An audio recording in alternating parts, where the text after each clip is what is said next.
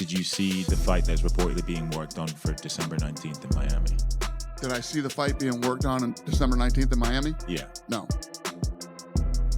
Do you know which fight I'm talking about? No. Fair enough. Oh, jeez. That's a fucking bad idea. That's a bad idea. But let me tell you what.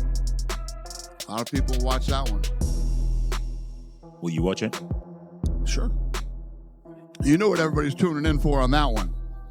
I think everybody's going to get what they've finally been waiting for. The entire combat sports community is spinning right now, because Dana White has gone Ellen, publicly urging Jake Paul to back out of his upcoming fight with Anthony Joshua. And this isn't the usual playful jabs or promotional trash talk. This is Dana at his harshest. He's finally saying the things he's been holding back about Jake Paul, only this time with even more intensity. Why? Because Jake Paul is doing the one thing Dana never thought he'd actually follow through on. Stepping into the ring against a truly dangerous heavyweight, Joshua is still world class. Still active, still explosive, and undeniably still in his prime. Jake isn't just fighting a name, he's fighting a monster. You look forward to facing off with Joshua. To break down the face-off, what do you think about his size? Did you say anything? Did he say anything? No, we didn't say anything, but he looks intense, focused, locked in. He's obviously very, very tall. Looking up, my tallest opponent. My eyes are at his, chest level. But yeah, he's locked in. I'm locked in. I don't think there's fear in his eyes or in my eyes. Yeah, Jake, tell us the difference between your face-off with Gervonta, where you're a head taller looking down, and now looking up at Joshua. No, it's surreal. All of it is very, very funny, and my neck started to hurt after looking up for a little bit. But this is what we signed up for, and he's very tall, but that means I can use my speed and my size to my advantage as well. This question's for Joshua. Oscar De La Hoya, Nate Diaz, and Tyson Fury all said that Jake is going to knock you out. Would you be willing to take the bet with Tyson Fury that's saying that Jake is going to beat you? No, I'm not worried about what Tyson Fury's got to say. That's what I'm saying. It ain't even about the money. I'm betting on myself. Yep. I'm focusing on myself. I'm fully betting on myself. I ain't worried about what anyone's got to say. He did say he's going to put £1 million on it. Would you be willing to take that bet with Tyson Fury?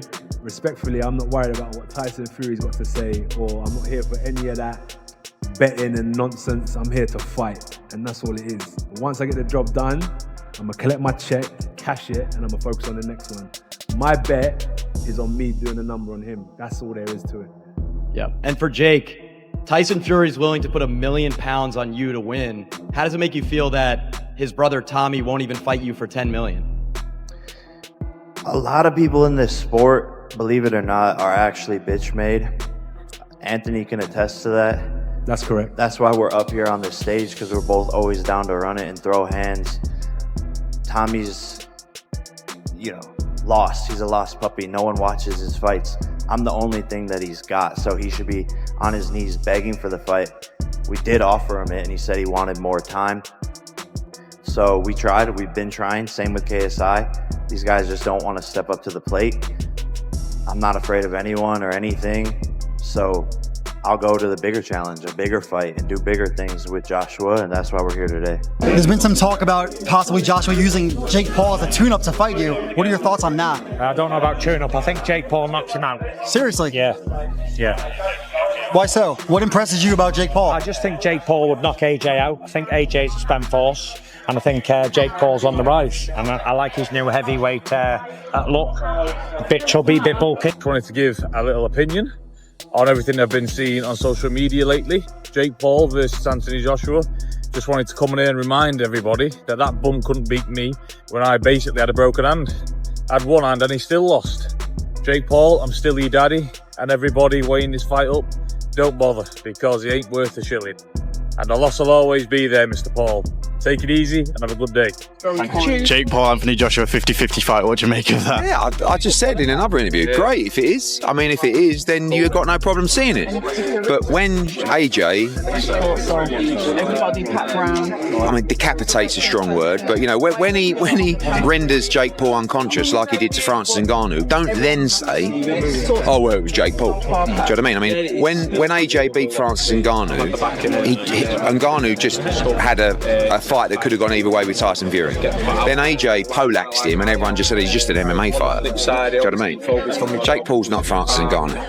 But as I said before, if you want to see Jake Paul exit the boxing world, make the fight. Dana White has spent years saying Jake Paul should face a real boxer. He's mocked him, dismissed him, and criticized every opponent Jake has chosen, claiming they were retired MMA fighters, undersized challengers, or low-risk matchups designed for show. But now that Jake Paul has taken the biggest gamble of his career, agreeing to fight Anthony Joshua, a two-time heavyweight champion, Dana White has completely flipped his tone. Suddenly, Dana is warning that the fight is too dangerous. Suddenly, it's irresponsible. Suddenly, Jake is in over his head. And that's exactly why the entire fight world is calling out the contradiction. For years, Dana insisted Jake would never face someone his own size or a legitimate, active boxer. Yet the moment Jake does just that, Dana claims the whole thing is ridiculous and predicts Jake Paul is going to get badly hurt. I get it, right? If someone knocks on your door and says, do you want to fight Jake Paul for 100 million? You're like, you'd be stupid to say no. No, I don't want that 100 million for what would be and will be and should be easy work for AJ. Why are you going to turn down 100 million? AJ should and could, more should, knock out Jake Paul in a round. Like if Jake Paul was over here fighting under our British Boxing Board of Control, I don't think it would be a Southern Area Cruiserweight champion. AJ is a former unified heavyweight champion of the world that I still believe is a top 10 heavyweight in the world. Like AJ should be able to destroy him. AJ is going to be 60 pounds or so bigger than him. AJ hits like a truck. AJ is a better boxer. Like this is a no contest from the beginning. Did you see Anthony Joshua versus Jake Paul is happening? Who you got and how? Man, you got to go with Anthony Joshua. You just got to go with Anthony Joshua on him. I think Anthony Joshua by knockout. Yeah, I think Jake will probably get knocked out in the third round. Who did Terrence Crawford fight his 11th fight? I don't know. Who did Arthur Beterbiev fight? Jake Paul has found a way to make himself the cash cow early in his career to where we shouldn't care. Jake Paul has become the fighter right now that everybody wants to fight because right now he is the cash cow. He made $40 million just off of Netflix. He has found a way to do something with his following, get under people's skin to make people care about these fights. It's the ultimate contradiction. When Jake avoids professional boxers, Dana ridicules him. When Jake actually steps in with a real boxer, Dana ridicules him again. In Dana White's world, Jake Paul simply can't win. Dana has even started hinting that the entire matchup might not be genuine. He suggested that if Anthony Joshua doesn't finish Jake quickly, the fight must be fixed. According to Dana, the only scenario where this bout makes sense is if Jake Paul worked out something behind closed doors. Because on paper, he sees no universe where Jake can genuinely stand toe-to-toe with someone like Anthony Joshua. This is a top 50 or 60 cruiserweight in the world stepping up and fighting a top, I mean, even if you want to be really critical, top 10, but I think top 5 heavyweight in the world. So it would be unthinkable.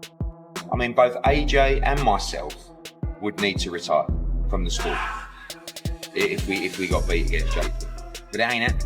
The professional bout will consist of 8 3-minute rounds and both fighters will wear regulation 10-ounce gloves. Spencer, you are a boxer. For real, should this guy be anywhere near Joshua? God help Jake Paul, that's all I can say. We saw what Anthony Joshua had done to Francis Ngannou. He went out there and iced him in a couple of rounds. A guy coming from a different discipline. Well, this kid's coming from another level. You know, white-collar boxing in 2018. Gone through the mill, and the only boxer really that he's actually boxed, a legitimate boxer he got beat by, and that was in Tommy Fury. Now he stepped up to the plate. Does he really believe that he can beat Anthony Joshua at heavyweight? All right, he's put a restriction in there. Anthony Joshua can't be no heavier than 245 pounds. Well, the last time he boxed Alexander Usyk, which was not that long ago, he was 245 pounds, so I don't see that being a big problem. But we know why he said yes to it. Gazillions. Oh, absolutely. Do you know the bizarre thing here, Jim? That this will be financially and number-wise the biggest fight in boxing history. Ever. The biggest viewed fight in boxing history ever. And there's been some great fights over time. That is insane, isn't it? And the highest paid fighters as well. What Jake Paul, they're an estimated £170 million split between these two. But Jake Paul, is he really that deluded that he thinks he's going to go in there and beat Anthony Joshua? Do you think he thinks he can do it, Simon? I don't know what he's not short and confident. For Dana's comments have only poured gasoline on the situation, splitting the boxing world right down the middle. Some fans see the matchup as a dangerous, lopsided mismatch. Others think Jake Paul finally deserves credit for taking such a massive leap. And many believe that if Jake performs even slightly better than expected, the conspiracy theories are going to explode online. But the reality is straightforward. Jake Paul is stepping in against a fighter who is heavier, more skilled, more powerful, and vastly more experienced in every possible category. It's the boldest and most reckless challenge of Jake's career, and he knows exactly what he's signing up for. That's what makes this fight so compelling. I don't know what he thinks, but what he does do is he markets himself in the space that he operates in. I don't get this Jake Paul or Logan Paul phenomenon, but I'm not the audience. It doesn't matter what I get. The opportunity for Netflix is that it's a drive to subscribe. They'll pay the $100 million and the wraparound fees that come from sponsorship and the event attendance. We saw that $20 million was generated in gate receipts for the Mike Tyson versus Jake Paul fight. So we know this is a $160 million fight. We know that it makes sense for Netflix to do it because in the last fight that they had with Mike Tyson and Jake Paul, they developed 2 million new subscribers. The average lifetime value of a subscriber is $900. So if you look at that and say they're going to generate $2 billion in potential increased revenues as a result of paying these fighters 100 million quid, you can see the metrics of it. They're also retaining their base. They're also moving content into a different space, which is sport. So it all makes sense. It's like the mobile phone industry that I knew very well. Used to sell phones for nothing so people could get the airtime, and the airtime was where the money is. The content delivery is where the subscribers go to, and then they pay the subscription. So we all understand the model. As far as the fight is concerned, well, no, don't be silly. I mean, Anthony Joshua can go in his nightgown and beat Jake Paul. The issue is, does he hurt Jake Paul? How curated it is? I debated it with boxers, with Paul Smith and Duke McKenzie and Spencer about would Joshua go in there with a mindset, which is he knows he doesn't have to get out of second gear, so he doesn't have to do to Jake Paul what people fear he might do, which is knock him into the next life. But he's not a punch bag, Jake Paul. Yeah, he's at this level. Well, he beat, albeit an aged Mike Tyson. He beat Julio Cesar Chavez Jr.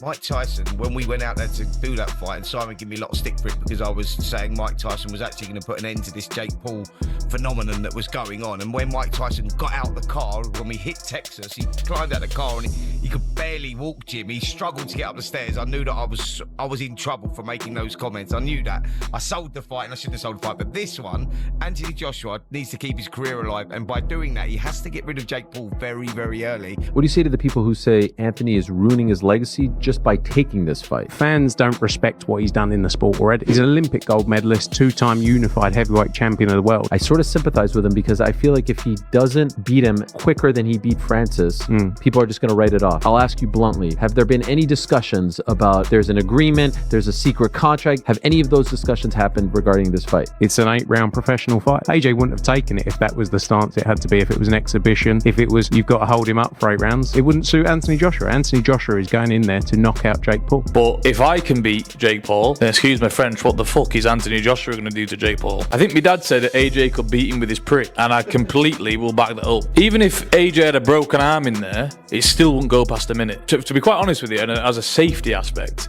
there's no way that fight can go ahead. At the end of the day, my God, how good does it make me look? He gets beat by Jake Paul. Well, that automatically makes me 2-time heavyweight champion of the world, doesn't it?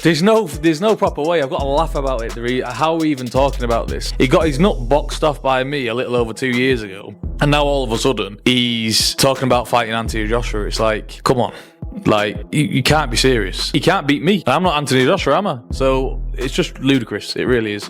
He had a past of many arrests and accusations, but everyone has a past. We accepted that. But when you bring the past into the present with domestic violence, you are out, period. The reality is Gervonta fumbled the biggest bag of his career and ruined a relationship with the biggest streaming platform in the world. Make no mistake, this is the biggest fight of my career. I'm walking into the lion's den. I'm doing something that no one else has ever done before. I, Jake Joseph Paul, will knock out, defeat, and embarrass Anthony Joshua Friday, December 19th, live on Netflix.